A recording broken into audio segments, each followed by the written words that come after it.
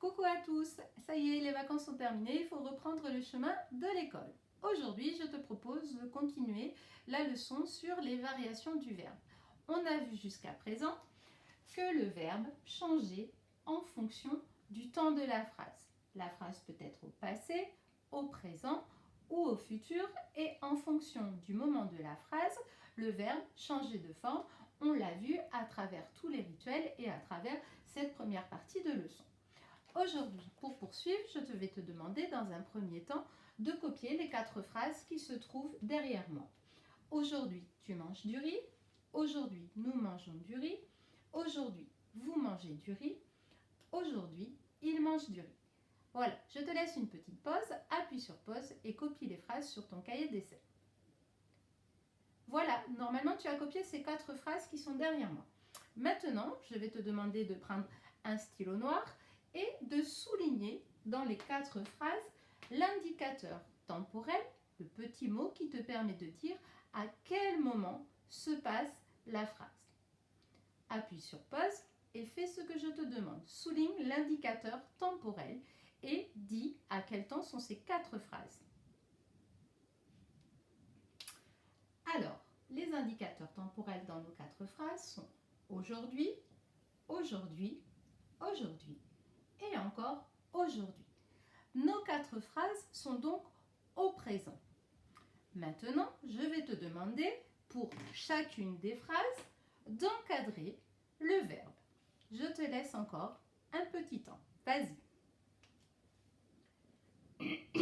Normalement, tu as encadré mange, mangeons, manger et mange.